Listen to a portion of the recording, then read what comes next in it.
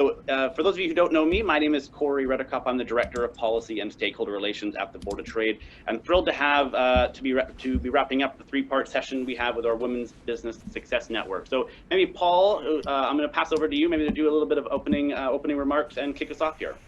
Yeah, thanks very much, Corey, and welcome everybody. Thanks for joining us here today for the third and final one in our series, our summer series of events organised by our Women's Business Success Network. First of all, as we always do, I'd like to recognise that the BBOT operates on the traditional territory of the Coast Salish peoples, including the Tsleil-Waututh, Musqueam and Squamish nations. I know that most of you are familiar with us and the role that we play here in Burnaby and as a trade. But for those who don't, just a little bit of background. We're the largest business association here in Burnaby and operate as the Chamber of Commerce and Economic Development Office for the city. We have around 1,100 members, sorts of business sectors, right from individuals working on their own to some of the larger corporations in town, and a couple of whom we're pleased to have as sponsors of the event. Our role is and always has been as a catalyst for economic development, a convener of business and community leaders and a champion for business. And I guess over the last few months, given the times that we're now living and operating in, maybe some of the areas of our business have been usually at the fore, such as events. We're not able to do those in the same way that we have done before. We're working with these formats now, obviously, but we're not the same way that we used to. But I think people are now seeing more of the work that you may have traditionally thought of as being behind the scenes. And it is now more to the fore, such as the work that we're doing advocating on behalf of business, the work that we're doing to connect businesses with each other in the hope of making sure that they can work together and support each other during these times. So I'd like to thank all of our members for your support. I'm getting a message. Can you hear me okay?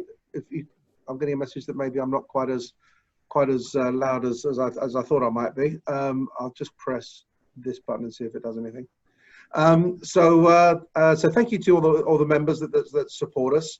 It has been a very challenging time for all businesses, and we've certainly tried our best to do the work that we can do on behalf of business. And many of you will have seen a report that we released towards the end of last week from our Burnaby Business Recovery Task Force, which outlined 13 action plan items to help businesses, not just in the short term, to help them get through the tough times that we're in right now, but to help them plan for recovery and then plan for resilience going further. So if you haven't seen that report, contact us. We'll make sure you get a copy. It is on our website, bbot.ca. So please take some time to look at that, and you'll see the action items that we're putting in place to help businesses move to the next stage of recovery. I mentioned at the beginning, this is an initiative, this event is an initiative of our Women's Business Success Network. It's a group that's been around now for about 5 or 6 years. And it's a group which is really dedicated to helping support women in business. I can hear, somebody got, that's it. I don't know if it was a vacuum cleaner going or something was going on there. But the Women's Business Success Network, it engages and connects women and men to support women in business through events, policy, advocacy actions, and we're really pleased with the work that has been done over the years. Today's event, how to negotiate during a pandemic and other uncertain times, is, as I mentioned, the last part of a series of 3 events of the last month or so, really aimed at providing personal and professional development and learning opportunities. We say that this is part of the Women's Business Success Network. We have a lot of men who are involved in it. We think it's very important that everybody is involved in the conversations and discussions on how to improve the opportunities for women in business. So again, thank you to everybody who's been involved in these initiatives over the last few years. I'd like to give a warm welcome to today's sponsors. I mentioned at the beginning that we have a couple of the larger organisations in Burnaby who are sponsors. Our platinum sponsor is Pacific Blue Cross, who have been BC's leading benefits provider for over 75 years, and they provide health, dental, life, disability and travel coverage for approximately 1.5 million British Columbians, and their head office is right here in Burnaby. They're an integral part of the Burnaby Board of Trade and a major employer here in the city. And we're really happy with to have them as part of our network, part of our group, and as a real supporter of a lot of the work that we do over the course of the year. And I'll introduce Alison shortly on behalf of Pacific Blue Cross. Our gold sponsor today is Electronic Arts Canada, again, another large and high-profile business based here in Burnaby, and really one of the anchors of our thriving tech sector that we have in the city. And over the years have been just a fantastic corporate citizen and supporter of the work that we do. They're involved very heavily in a lot of local programs here in Burnaby, and they support the Burnaby Board of Trade in a lot of the initiatives and the work that we do. So I'd like to thank them as well for their support today and the work that they do with us throughout the year. I'd now like to introduce Alison McLean, who's Senior Vice President, General Counsel and Corporate Secretary with Pacific Blue Cross, who's the platinum sponsor of today's session, to make a few welcoming remarks. So Alison, over to you. Thanks, Paul. Good morning, everyone. I'm delighted to be here today and would like to thank the Burnaby Board of Trade for offering programming for the Women's Business Success Network through this virtual series. COVID-19 has rapidly changed many aspects of our lives, forcing us all to look at the way we do things and to adapt and draw on new skills. This shift has been especially prominent in our professional lives, where overnight many of us had to change how and where we worked. Over the past few months, we've lived through a lot of uncertainty, and in this moment where we are all staying home and where many women have also been shouldering the extra burden of childcare and education, it would be easy to become complacent in our careers. But these great moments of change also bring opportunities, and that's why it is a great time for women in all stages of their careers to continue to advance themselves and to take on new challenges. Having practiced as a lawyer for the past 19 years, I know that while negotiating comes naturally for some, it can be a daunting and difficult task for others. I'm very pleased that the Burnaby Board of Trade is showcasing this relevant topic in today's webinar. And I look forward to hearing our speakers' insights on how to adapt our negotiation style to promote or advance our careers during these uncertain times. On behalf of Pacific Blue Cross, thank you for being here. And with that, I'm going to pass it back to Paul Holden. Thank you. Thanks, Alison. And interesting that you mentioned the subject of childcare. That was a key part of the action plan report that came out that I mentioned earlier from the Business Recovery Task Force. It's a huge issue. It has been a huge issue for many, many years, a huge business issue, and it's even more so perhaps nowadays. So again, keep an eye out for that in the report, because there's a lot of work that we're hoping to do in that area. And now on to our guest speaker today. Today is a Zoom webinar format, as Corey has mentioned. You'll be seeing and hearing from our speaker, Carrie Gallant, and we encourage you to engage with us and with each other through the chat function and through asking Q&A with the Q&A. So Carrie is the CEO of Gallant Solutions, where she specializes in helping professionals in career, business, or life transitions to imagine and negotiate extraordinary outcomes. Carrie has unique insight and understanding of the challenges facing leaders and professionals, and women leaders and professionals in particular. She is a former practicing lawyer, an accredited negotiation consultant, strategist and coach, and is an adjunct professor at the UBC Faculty of Law, where she teaches negotiation and mediation. So very pleased to have you here today, Carrie, and I'd like to hand over the floor to you. And thanks again for coming and doing this for us today. Thank you so much. Thank you so much. I'm delighted to be here. I was delighted when I was first invited to come and speak to the Burnaby Board of Trade Women's Success Circle. And I was also delighted this morning to see that Alison, the woman who introduced from Pacific Blue Cross and sponsored the event, is also a lawyer. You know, it's funny because I think and she introduced the idea that some of us come to it naturally, and there's some kind of myth out there that lawyers come to it naturally, and it's just simply not true. We have to learn it as well. And we learn both the good and the bad, and habits and processes and everything as well, as much as anyone else. So I'm delighted to be here. You know, when I was asked to speak on this topic, and one of the first things I got asked early on during COVID-19 is, can I negotiate? Is it okay to negotiate during this time? So I know this question is up for many of you, and that's what we're here to talk about today. And thank you, Paul, for the introduction. And now that you know a little bit about me, I'll probably introduce a little bit more about me as we go along. I'd like to actually find out a couple of things from you this morning. Before we get going, and I'm going to use our poll function. And I'd like to know, when you hear the word negotiation, when you were thinking about coming today, what do you think of when you hear negotiation? Are you like someone you think, oh, if I just hide my head, it will go away, I want to run away? Or do you think, gosh, this will be fun, like the girl on the trampoline here? Or like our bottom corner here, do you think, oh my God, I would rather have a root canal, anything but negotiate? Or do you think of it as something more like it's like a game like chess? And I apologize, I just realized I hadn't opened the poll as I'm introducing it, but I'd like it if you could go ahead and enter which one of these stands out for you when you think of the word negotiation. Let's go ahead and share with us there. All right, I'm getting a few coming in. All right, this is interesting. I do this. I ask this question almost every time I'm going through a talk like this to see what shows up. So it looks like we've got just a good selection here. So I'm going to go ahead and end the poll, and you'll be able to see our results. So it looks like the majority of you see it's like a game, like chess, and some of you will try and hide, put your head in the sand. And a couple of you think it will be fun, and a few of you, of course, would say, I would rather have a root canal. So these are not uncommon when I do a question like this. Typically, when I'm doing a lot of talks for an audience that's largely women, I see more coming out in the if I hide, it will go away, or I'd rather have a root canal. And I see very few coming in as this is going to be fun, right? That this is going to be fun. I'm going to really look forward to that. So welcome to the club. We're all here doing similar things here. And so that's one of the things oh, I'm sorry. I forgot to press the button again, share results. There you go. These are the share results. I did walk through them. I will get better at the poll thing. It's something I've used before, but just forgot how to do it today. My apologies. All right. So I do have another question for you. Because we're here talking about this question of negotiating during a pandemic, I have another question for you. So let me just close this poll and open the next poll question. Let me see if I can, aha, there we go.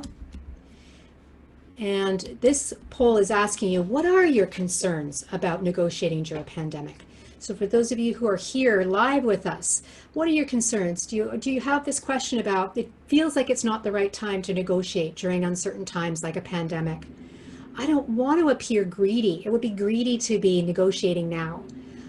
Or I don't want to lose the business, fear that I would lose the business if I negotiated now.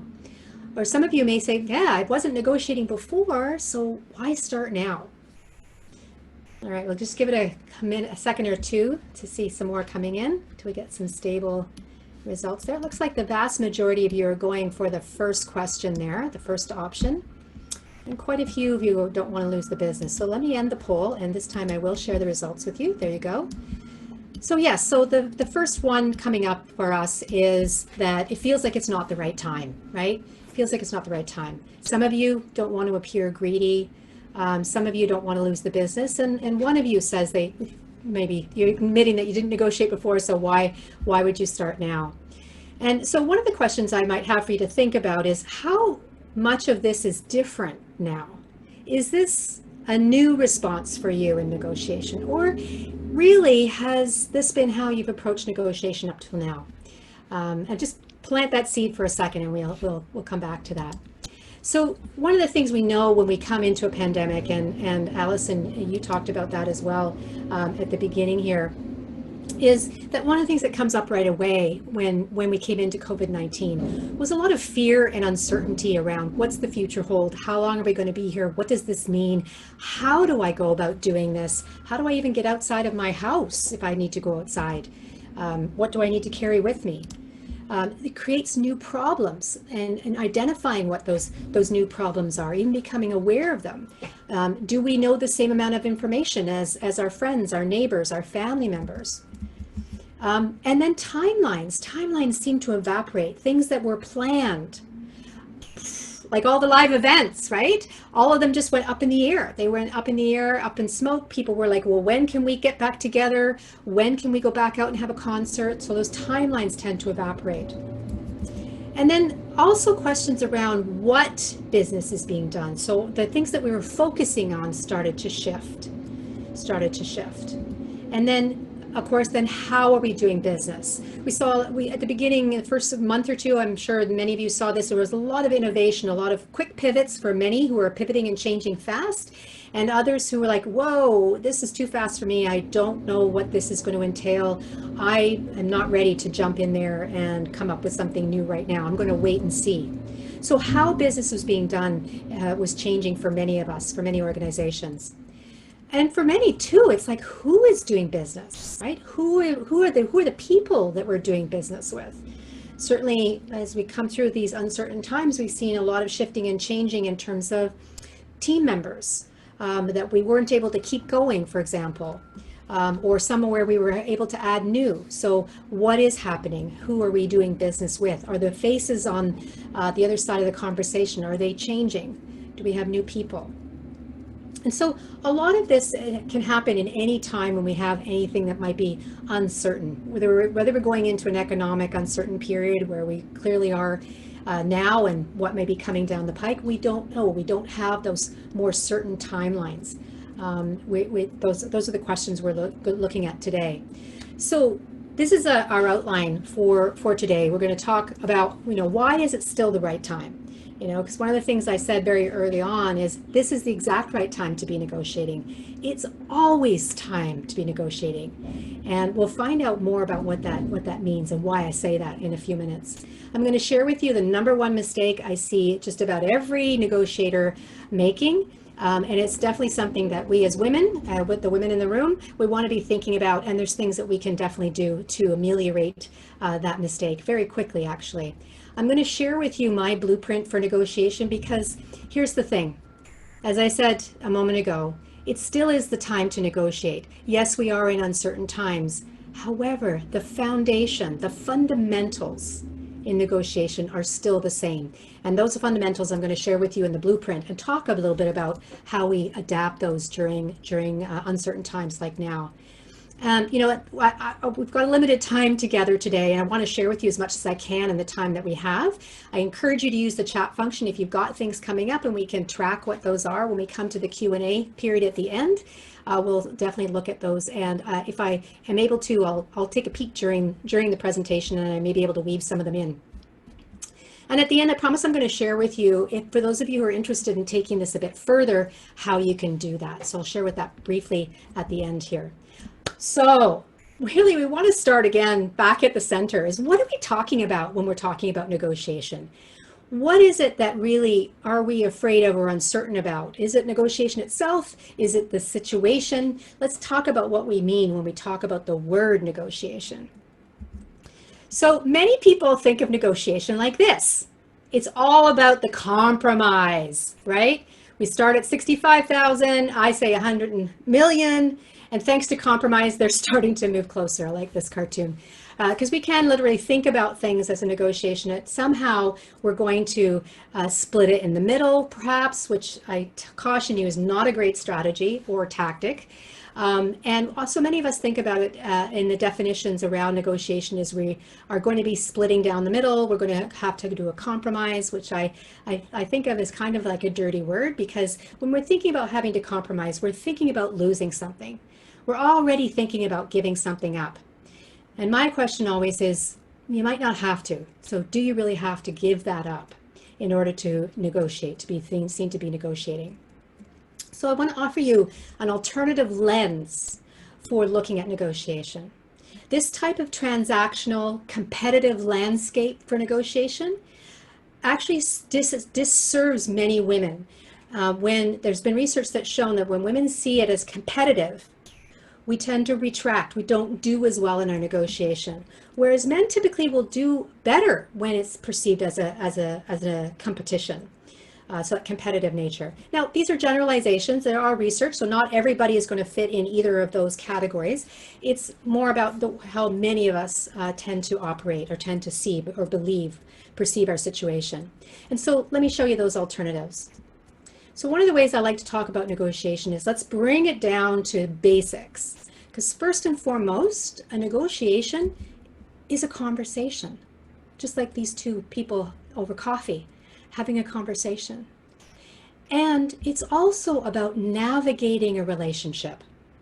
You know, one of the things I see for many women is perceiving that they can have the outcome or they can have the relationship, but darling, we can't have both. And that's simply not true. Negotiation is about the relationship. It is about in the context of a relationship of some sort. Even if you're negotiating with yourself, it's still a relationship with yourself. You're navigating that relationship. And so it's also then in some cases, it's about, well, I really want to do something and I need someone's cooperation in order to do that. That is also where we're talking about a negotiation. Now, in many cases, we're actually looking at an exchange of value in our negotiations, especially in business negotiations. We're looking at how we're able to exchange value. And that is really, at its core essence, what negotiation is really about. All right.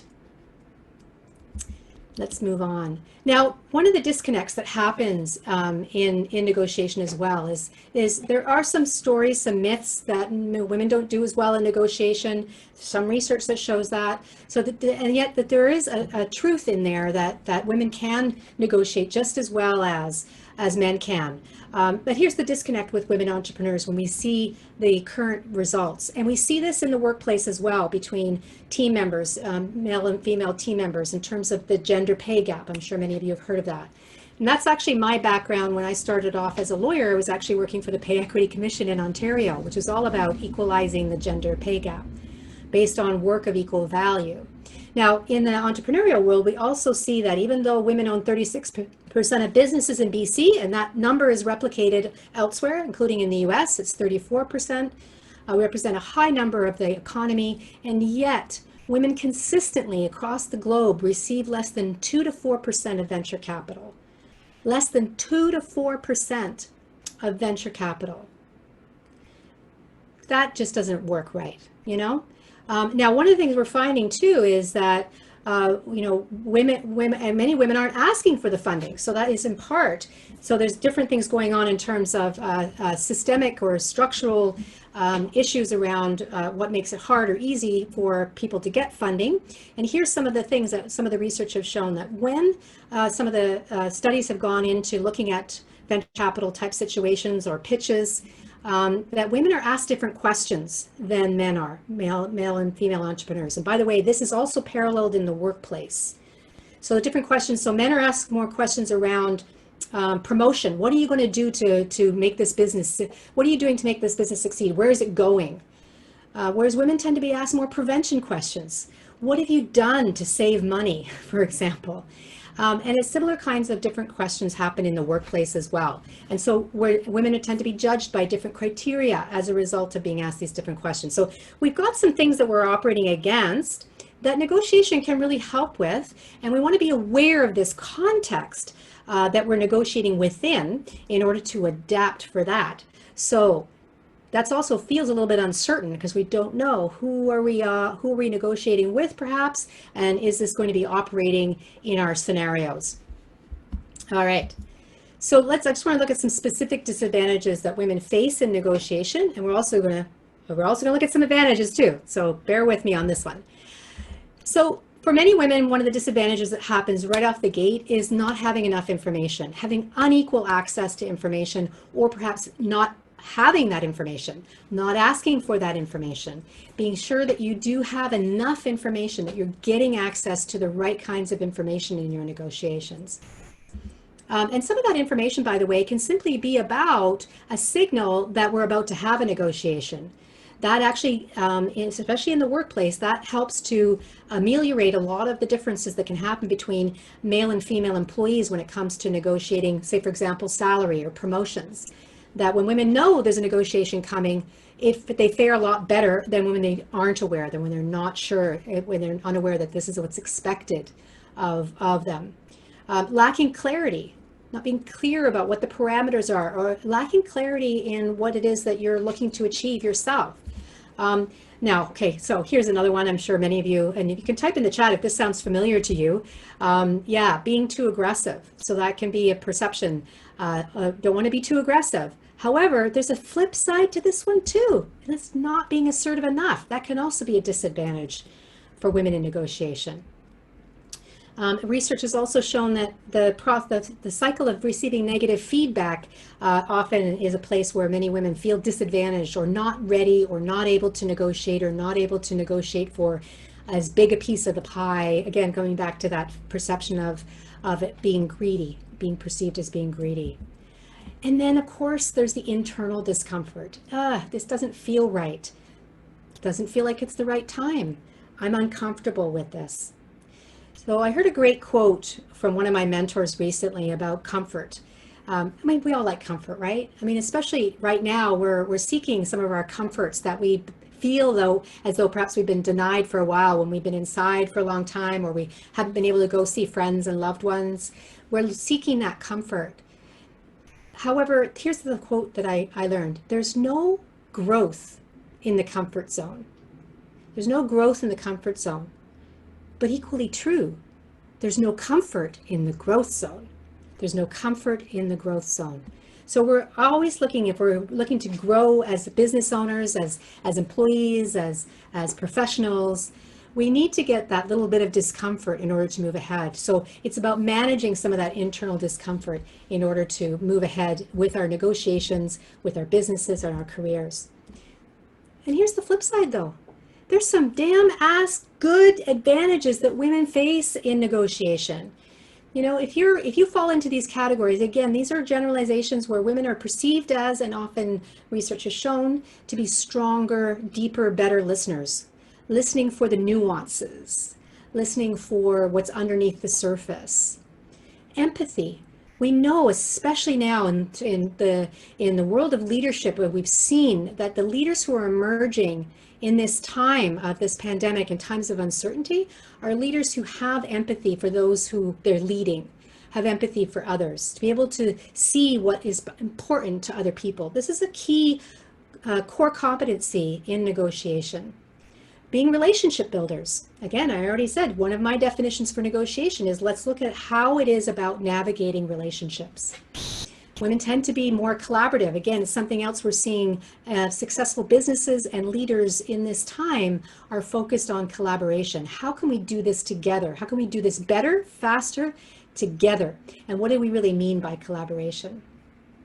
And then it's about having standards, certain standards that you're wanting to measure into. So these can be advantages as well in negotiation. So here's the thing. At the end of the day, when we are empowered to negotiate, women get great results. And research does show this, that women can get great results in their negotiations, whether it's negotiations for your company, your business, or yourself in your career. All right, so I want to find out now from you, now that we've gone through a little bit of that in terms of our groundwork, I'd like to know, what are your common types of negotiations? So we're going to ask another poll question here. And let's get our next poll up. What are your common negotiations? Now, they've got 5 categories on here. Is it negotiating with your employees, your team, negotiating with suppliers, customers, funders, or maybe it's with partners? And maybe it's something else. If there's something else that you do more commonly in your negotiations, please enter it into the chat. And reminder that when you do enter things in chat, to select all attendees and all panelists and attendees so that everyone can see your contribution. And I'll just wait a minute or two while we're waiting for some more of the answers to come in here. And it does what happened to my slide here. Okay, there we go. Okay, there we go. It looks like we've got a good number in. And we see that the vast majority of you are saying that 68% of you are sharing that most of your negotiations are with customers, many of you with employees, with suppliers, some with partners as well, and a couple of you with funders. Great, so quite a variety of different types of funding. And I just want to share with you some other types of common negotiations, and we break it down a little bit here where we can see that We can have funding with VC investment. We have partnerships that could be partners in contracts, could be a business partner, could be for proposals or an RFP, suppliers, employment. We start to look at things like compensation and also around performance, what teams are doing. And then of course, customers and sales. We may have some others that you might have been involved with as well. So let me just close that off. And then I want to share with you one of the top mistakes I see many negotiators making in their negotiations that can leave us without feeling successful, without feeling fulfilled, without feeling as though we want to do it again even, or feel like we haven't gotten where we want to go. So the top mistake in negotiation is many people think it's all about execution. The thing I often get asked when I speak about negotiation is about tactics, is about things like, well, what should I say? How do I say it? So that's a valid question, absolutely. It's not necessarily where you want to start though, because you see, the thing about execution is it's really the tip of the iceberg when it comes to negotiation. So where's the rest of the iceberg here? Well, it's this big piece down below, which is 80% of your negotiation is in your preparation. And there's actually research that shows that up to about 80 to 83% of your outcome, or where you end up in your negotiation, is due to what you do before you even get to the table, whatever that is, that place where you're having the conversation, the form part of the conversation. And so I wonder what do you see when you see preparation come up like that? And I'm curious if you want to, if anybody can type into the chat, what that comes up for you when you see 80% comes out in preparation. Let's hear one or two things that you would do. Maybe you're doing them now, or if you think about it, you would start doing in preparation in that part before you get to the execution. What's something that you can think about? Let's hear from a couple of you in the chat function there. And I hope that I'll be able to see those as they come in. So there we go. Find comparables. Okay, so you might do some research finding comparables. Yeah, sort of like the kind of market research type thing. Yeah. What else? What are some other things you might do in preparation? Maybe thinking about.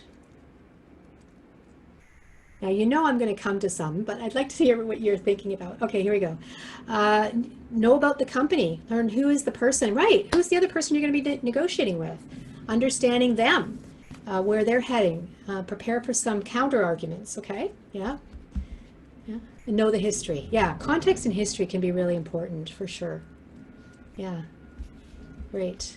These are all important. Yeah, and understanding the other side is a really big one for sure. For sure. We'll keep our eyes on those if you've got more that is coming in as we continue to move. So this is the beginning into the foundation. These are the fundamentals in our negotiations that will be things that once you have these fundamentals, these are the fundamentals you want to take into any negotiation. Remember I said earlier that one of the things where we can find that can be disadvantageous is lack of clarity. So the number one is really about getting that clarity. And here we have another one here. Be sure you know how to help them and what solution you have that will deliver what they need. Yeah, that's again foreseeing into the future.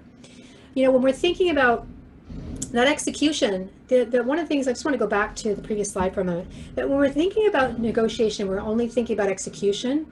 We might be thinking about today in the short term. Right? And that's one of the things about this question that we're talking about today is, what's it like to negotiate in uncertain times like a pandemic? That can be short-term thinking. And when we look at the whole iceberg in preparation, we always want to be thinking long-term as well, right? Again, think about the relationship. The negotiation happens inside of relationships. Even the one-offs that we might get, like going to a car dealership, we still may have a long-term that we're thinking about in terms of where we want to go to with this vehicle that we're buying. Do we need to have service, right? So there might be some kind of a long-term relationship coming out of even that kind of a transactional negotiation. The vast majority of our business negotiations, however, are in the context of a relationship. Caitlin, you said know the history. That's part of it too, is the context, right? So when we're thinking about that clarity, when we're thinking about preparation, and we're thinking about long term, it's not just about the pandemic or uncertain time today. It's about where do we go from here? Where do we want to go with this other person or this other company? Where will we be going in the long term? What does that look like, right? And so we're thinking about that whole piece. So clarify, if we want to be clarifying, we want to connect to our partner in negotiation, and we'll talk a little bit about that in a minute.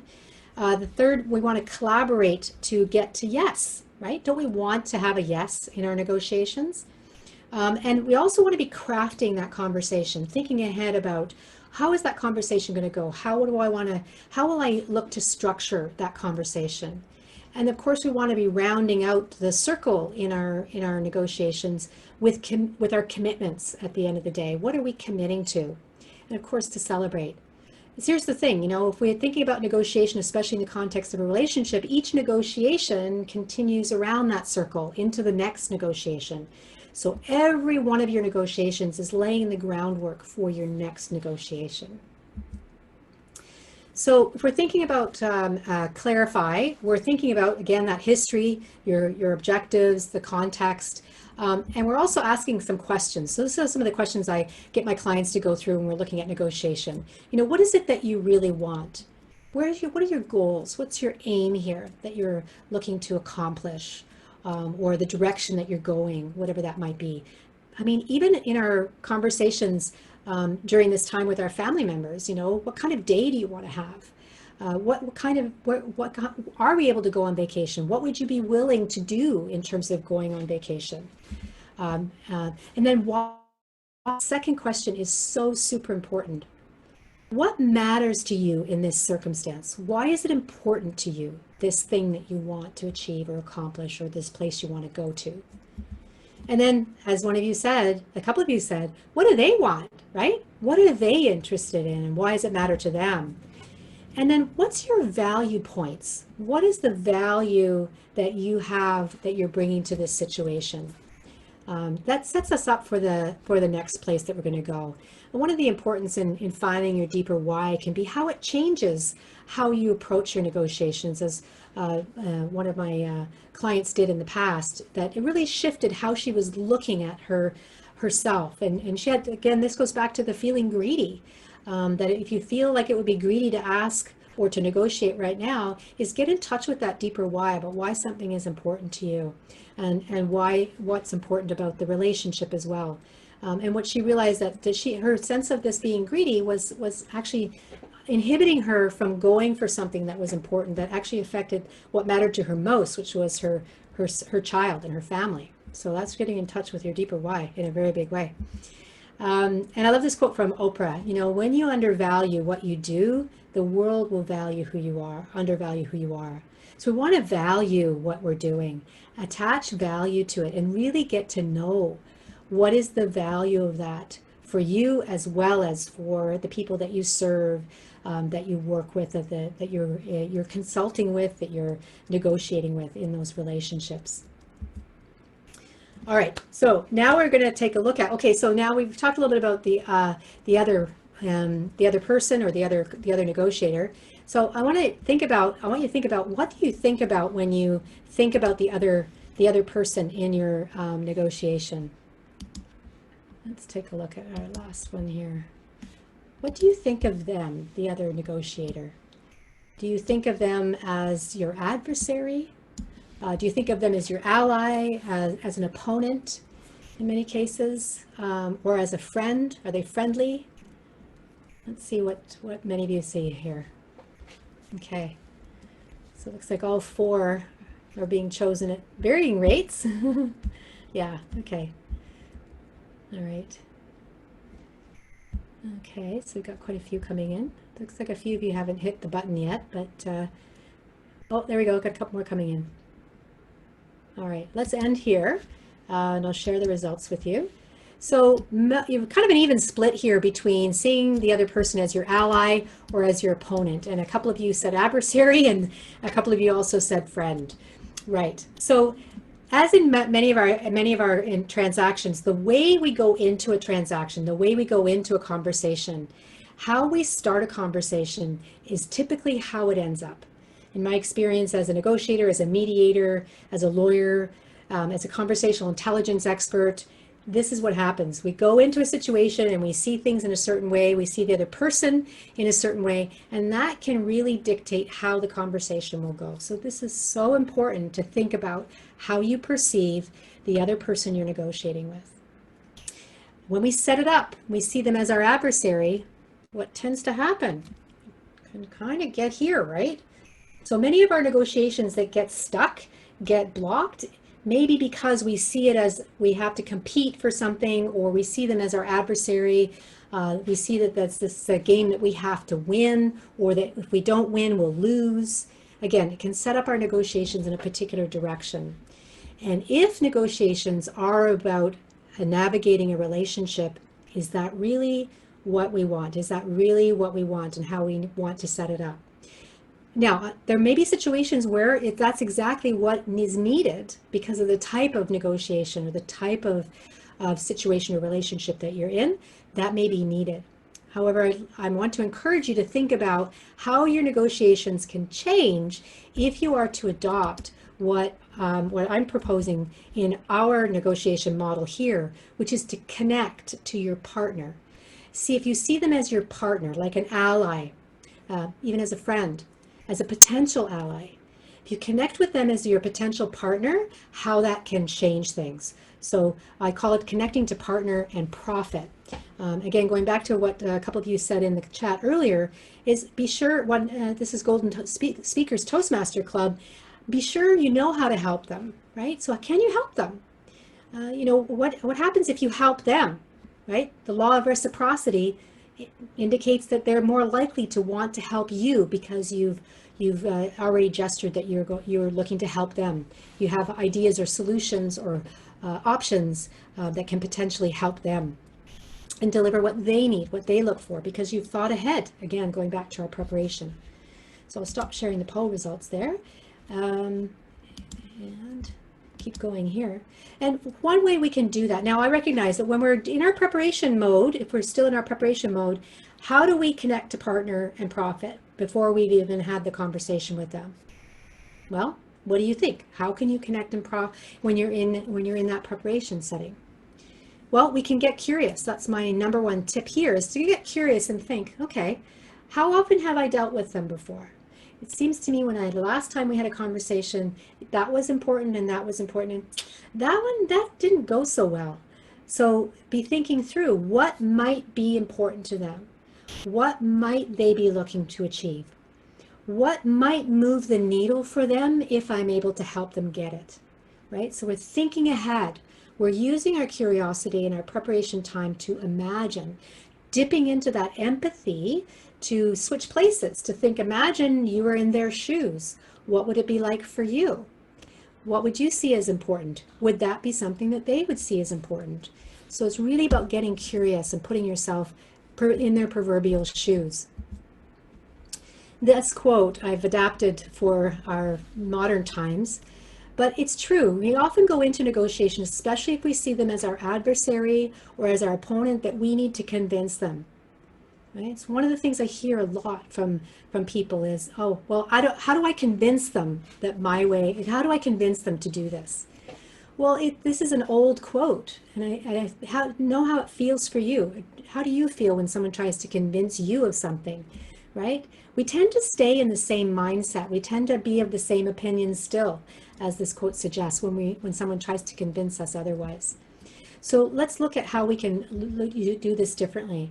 When you think about things today, and the situation that we're all in, almost all of us are in a similar boat. We might be in a different boat, but we're all in similar boats. In a sense, we're all in the same boat globally, in the sense that we are impacted by this pandemic. We are impacted by COVID-19. Now, we might be impacted differentially, according to our context, our situation, our culture, history, the access to resources.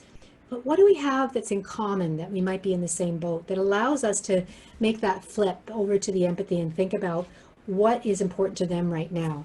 So we use that a lot to be able to then get into that collaboration piece where we're able to build that common ground and then look at how we might be able to exchange some of those value points. So, you know, what's going on for them right now? Like if your negotiations with a supplier, for example, well, what's going on in their world? How might they be impacted by supply chains right now? You know, what could be happening for them? What would they be looking towards for long-term for them? Can I help? Can we come to a solution that works for me and works for them in a way that keeps us going, helps to keep the program going? You know, one of our clients and one of the international negotiation groups I am involved in, we do training around the globe. One of our clients, a big global resource company, we did the training session for their teams, and then they said, you know, we want to get our favored supplier to come and take your negotiation training too. Now, a lot of people might go, what? You're giving them all the secrets, excuse me, and sharing with them how to negotiate with us. But they didn't see it through that competitive lens. They saw the long-term game, which was if their preferred supplier went out of business because they lost other business with other companies that they were supplying, then they were no longer going to have this relationship. So that's truly thinking long-term and thinking collaboratively. Again, when we build that kind of collaboration and reciprocity, we're building that know, like, and trust factor, which keeps the ball rolling and keeps those negotiations alive because it's keeping the relationship alive as well. And then the last part, the fourth part of our model, the fundamentals, is really then in terms of thinking ahead, and during is crafting the conversation. This is something I'll go in deeper in another type of a training, but this is the fundamentals here in terms of what goes into the conversation. I use a diamond model to help my clients shape that, but we're really looking at how we might run the conversation right from opening through using our skill sets and exploring and exploring and then exchanging that value, and then potentially moving to an agreement. And, you know, agreements don't have to be necessarily about signing a big contract, although I do often recommend that you get something in writing.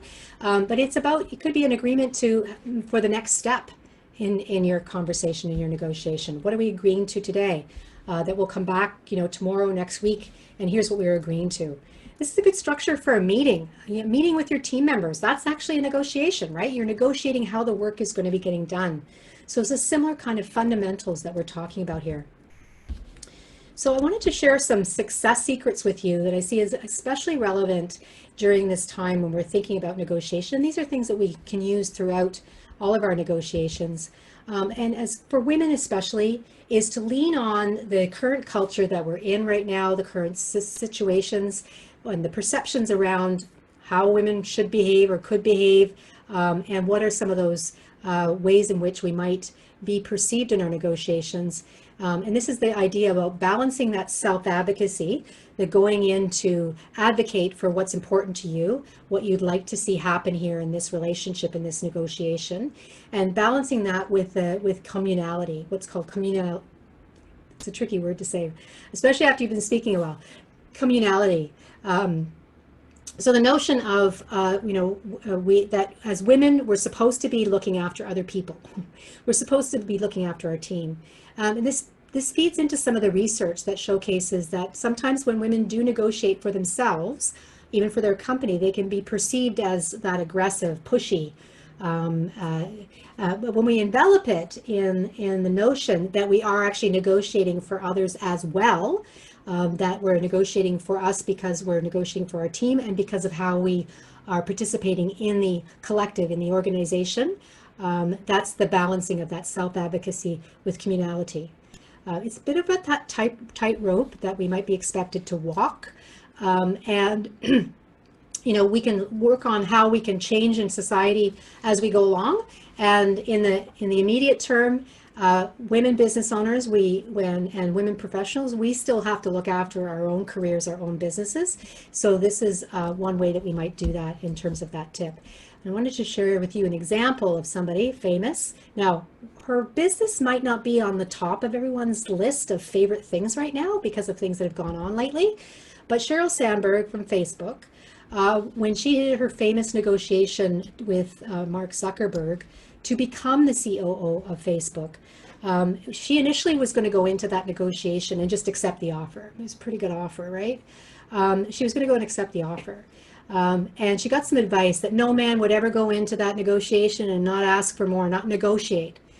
So when she went in, she had to practice and she set herself up. And this was the conversation that she famously had with Mark Zuckerberg. She positioned the benefits to negotiating with her. She said something like, "You're hiring me to run your deal teams, so you want me to be a good negotiator." So you see how she wrapped that in the communality? You want me to be a better negotiator as I'm running your deal teams. Then she said something interesting. "This is the only time you and I will ever be on opposite sides of the table," which I thought was a very poignant and important positioning to show that they will always be working together in the company on the same things. But for today, this is the only time when we might be on the opposite sides of the table with respect to negotiating the compensation for this. So that was, I think, a good example of balancing. Another tip is, in any negotiation is, for many negotiators, we tend to put our anchor close to the shore. Many of you who've been in downtown Vancouver, in Kitsilano, where I lived until recently, all the boats that anchor out there, and if they anchor too close, they end up getting swept in and grounded. They ground where they anchor. The anchoring is really a psychological term. It happens in all of our conversations. So the idea could be that whatever you're looking for is to drop the anchor out as far as you dare. Now, in this period, you might be thinking, well, is that something that's appropriate during a pandemic? Well, it can be. Depends on what it is. Again, going back to thinking about the fundamentals. What is it you're looking to do? What is it you're looking to do with the negotiator? What's the overarching goal of your negotiation? In the context of a relationship, what is the farthest out you could dare to put your anchor? And what if you put it out there? It could still move. The point about the psychological concept of anchoring is wherever that anchor is first, it tends to not be any better than that later, right? It's really hard to move further out from your anchor once it's close, once it's set. So you want to lay it out as far as you can dare to do that. I don't know what happened there. And then when you do put an offer out, stop talking. Literally, stop talking. We can want to go right ahead right away with all the justifications. It's not to say that they aren't relevant, but in that moment, let it sit. Let that statement sit, that offer sit. What is that anchor that you put there? Let it sit for a minute. The other person is quite likely to fill the silence. We have this psychological desire to fill the silence. And so when you stop talking, silence is one of the most powerful tools in negotiation. So that's my other tip there too as well. All right, so question I get a lot, what if they say no? If I ask for more, what if they say no? As though that's the end of everything. It's the end of the world if they say no. Those of you who've been in any kind of customer service and sales know that the no is actually just the beginning. And we need to have some no's in order to get to yes. We actually want to explore the differences. We want to explore where are we apart to get a robust agreement in our negotiations. So what if they say no? We can keep going. Often when people say no, it's about resistance. They're resisting something. If we see no as a resistance, okay, so if they said no, what is it that they're resisting? So we can go back into that get curious standpoint and get curious about, okay, so what's not working for you in that scenario? You know? Well, how would you like to see it differently? Just explore that. What if we were to look at it this way? Would that work for you? So that's another way to do an if-then type of statement. And also, it's almost as though you can say, if they say no, it's almost like the party is just getting started.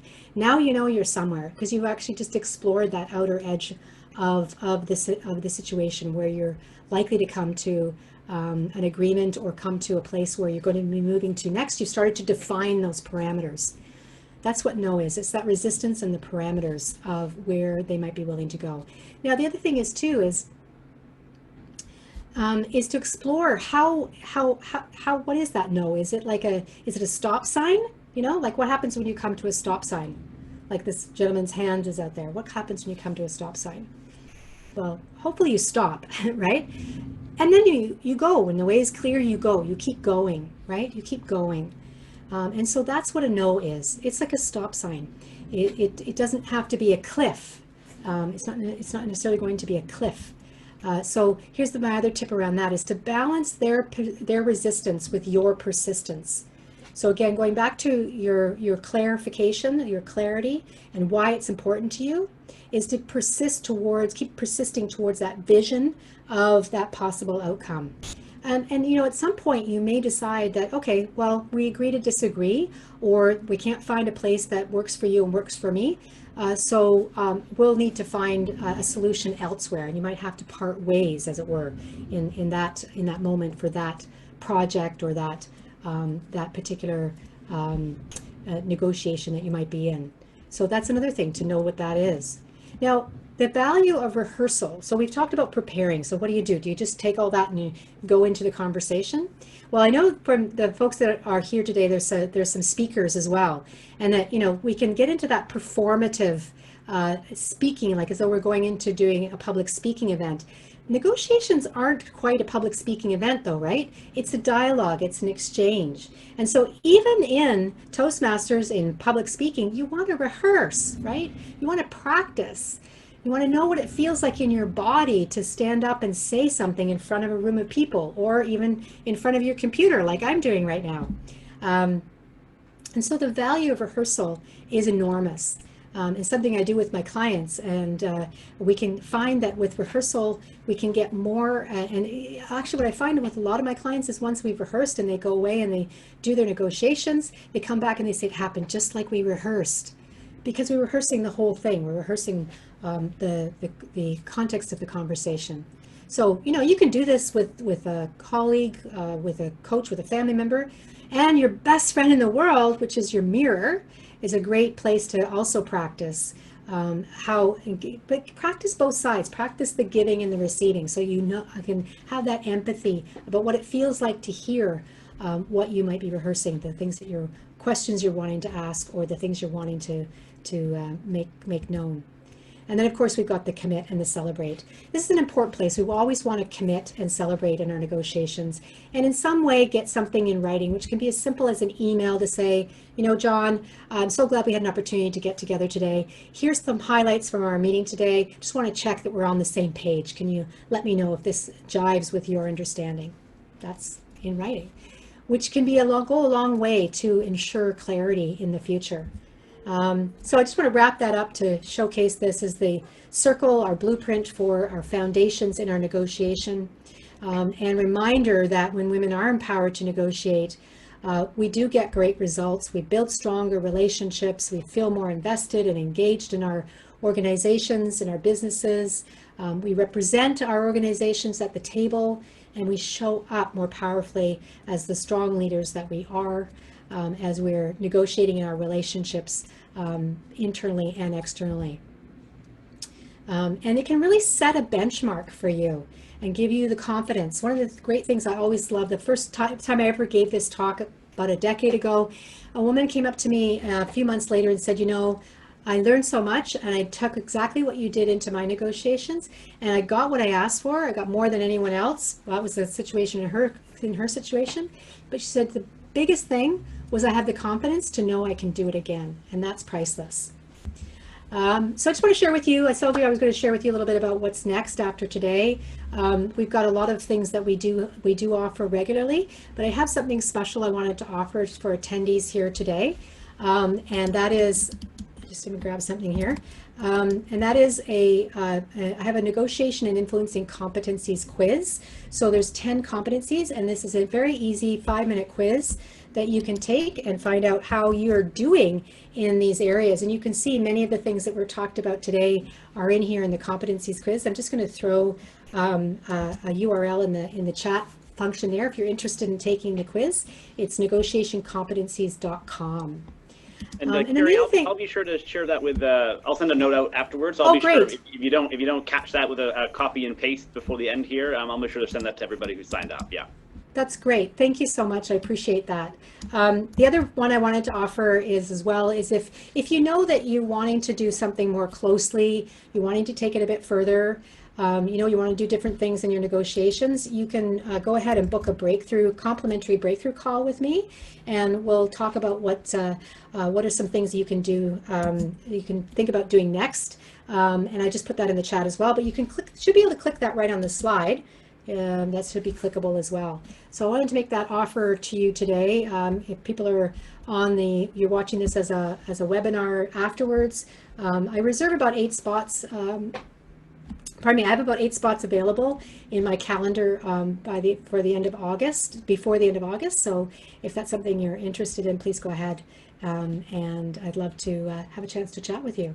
And that's everything for me today. You can find me on LinkedIn, my website. You can also join the Gallant Leader News if you'd like to have some more regular contact from me, is to subscribe to that. That's also clickable there. And I would love to engage in any questions that have come about, and feel free to chat. Thank you.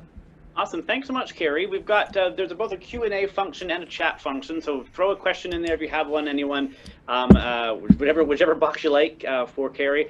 One of the things that I won't kick it off here, and because our first session that we started this 3-part series was on presentation, and there was a lot that we spent around the physiological challenges of presenting and public speaking. You get dry mouth, you get shaky, you get hot. Right. And I imagine, because you mentioned it's not the same thing as speaking, it's conversation, but I would imagine that might be something that people might face going into whether they're going a performance review or a salary, or it's a big contract where you don't want to lose the business, but you really need to negotiate a better deal for your business.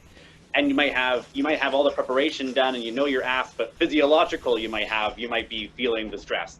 Do you have any tips or thoughts on how to handle your emotional or physical response? Right. That's a great one, Corey. And it's interesting because it can be like doing presentation. I think they're a great complement to each other.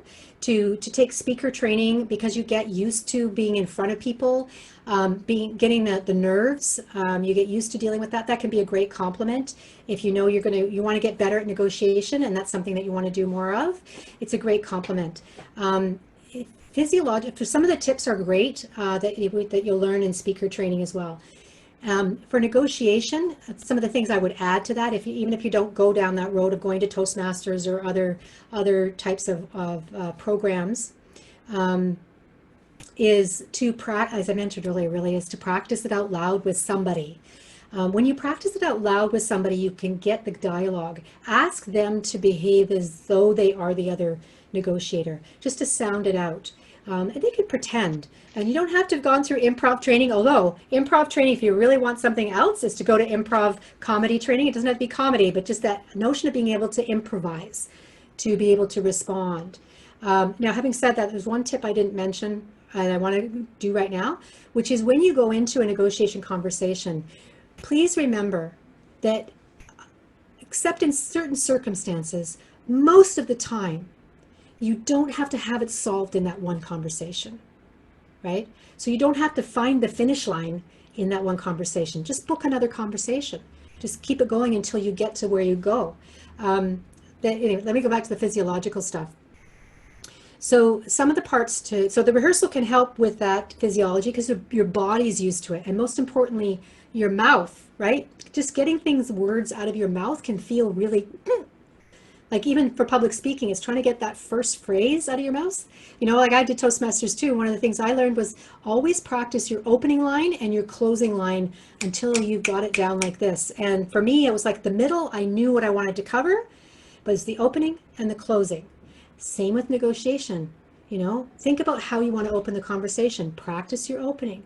Remember how you want to finish the conversation, going back to our intentions earlier. Have a closing that's about wrapping things up, that's about thank you very much. You want to thank them. Appreciation is a really big thing.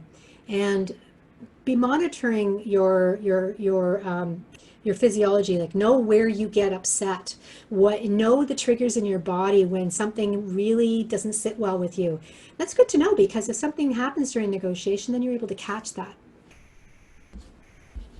Great, thank you, Carrie. There's a couple questions in the chat box that you think you should be able to see them there. Sure, let me see if I can get those opened up here. And I think, well, I can read, there's one on when would you suggest walking away to do a cooling off period, or when there's telltale signs that nothing's going to be decided at that moment and it's best to not keep pushing? Right. That's a great question. So there's a couple of things I want to say about that. One is that I mentioned earlier that sometimes we can get lock jammed.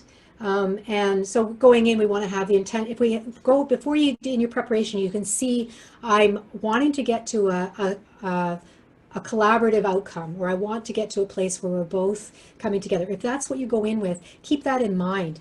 One of my clients, I did one of the ones I did the rehearsal with, I got her to get a sticky. So you grab a sticky and you have an icon on there. Now I'm just going to draw this just for fun, and you might have that somewhere. It's just a heart, right? Or you might have a circle that's reminding you of your outcome. You just have that jotted down somewhere, and then you can remind yourself from time to time. So when things start to go like this, is okay, that's a good moment. When things start to feel like this, that's a good moment to pause. And before you have a cooling off, just keep remembering, you can come back to questions. One of the biggest tools in a negotiator's toolbox is questions. Open questions, exploratory questions. Closed questions are good when we're wanting to confirm our understanding or we're wanting to confirm what we've agreed to, but by and large, you want to use a lot more open-ended questions. So who, what, where, when, why, and how are the hallmarks of open questions. Walking away to cool off, please, what you want to do is say, I sense that we're kind of stuck here. I think it would be good if we took a short break and come back to this conversation in an hour, or let's just take a break and think about when you get stuck at your computer and you're stuck on a work project.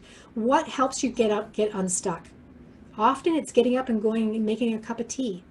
I get some of my best thoughts when I'm stuck on something when I'm in the shower, and I'm not recommending you pause for negotiation to go have a shower, but it's that kind of thing. It works because we break the action. We break the action. We kind of break the log jam. And some telltale signs that nothing is going to be decided in that moment is when you start to hear them say the same thing over and over again.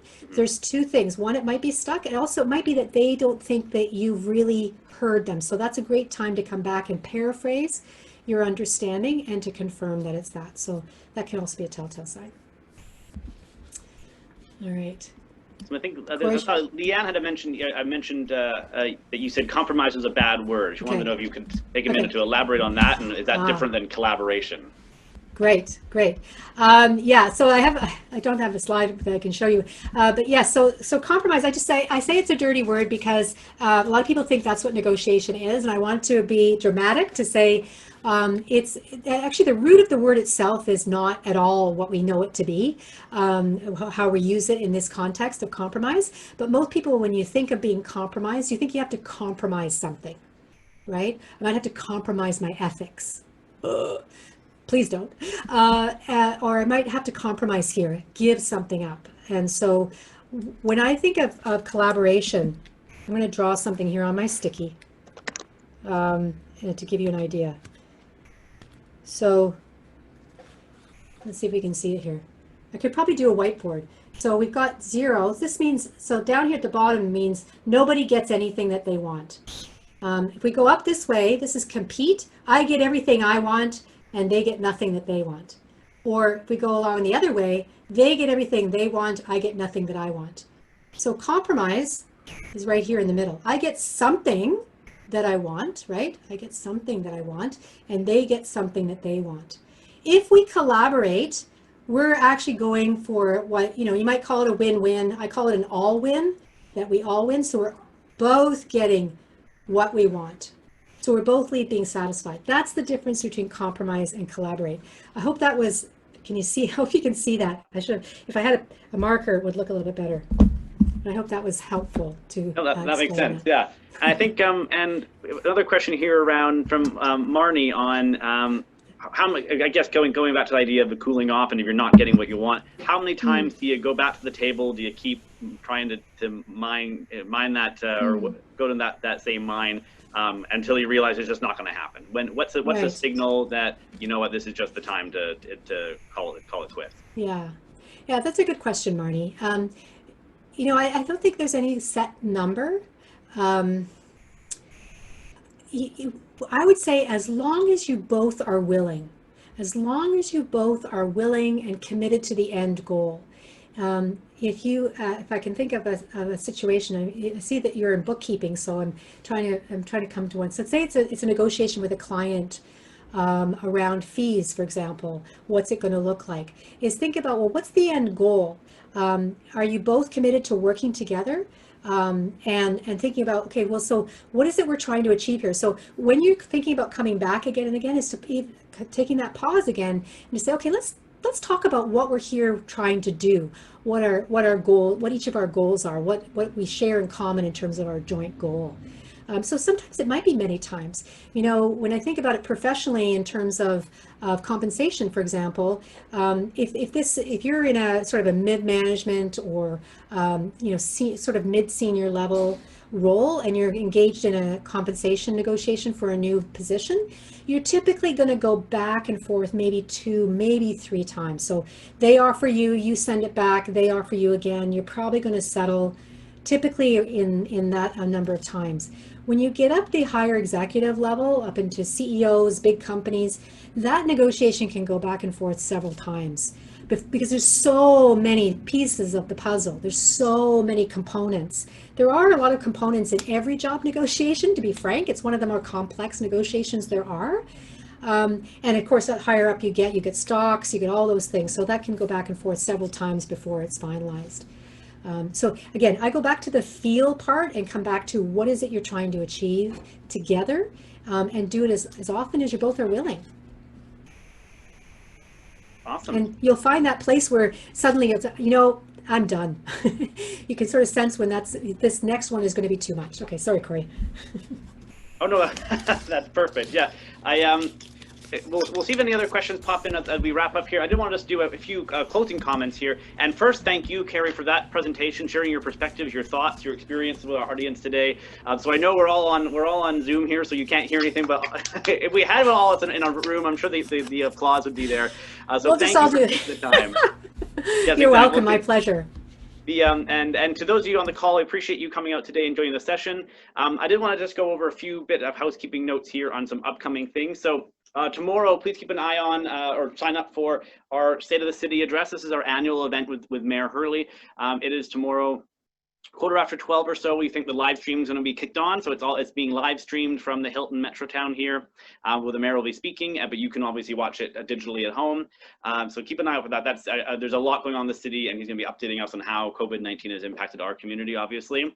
And please consider submitting a nomination for the 21st annual Burnaby Business Excellence Awards. It can be any business that's got a location in Burnaby, any type of business, and really we really want to celebrate those companies that have done well, that have pivoted, that have adopted innovations, that have shown perseverance and resilience through this challenging time. And this year, for the first time ever, we're doing an award that's not for business, which is the Burnaby Community Champion Award, which is for an individual employee, frontline worker, volunteer, who through their own personal dedication and commitment has made an impact positively on our community during this time. So go to bbot.ca. You'll see that one of the banners rotating there will be this image, and you can click on that to get to the online submission. It's super simple. You just throw a hat in the ring. It can be a company that you deal with. It can be your own business. It can be the bakery down the street that makes really good croissants. We want to know who's doing good things in our city. So I encourage you to take a look at submitting a company there. And then lastly, thanks again for the support of Pacific Blue Cross and Electronic Arts Canada. They've been the sponsor of this whole 3-part webinar series. And we appreciate everyone pivoting with us. We obviously were going to be doing this session. I think, Carrie, we connected months ago about doing this session in person. And obviously that fate changed how we were going to do that. But I appreciate everyone sticking with us as we pivoted to do this in a 3-part online series. So again, thanks everybody for taking the time to join us today.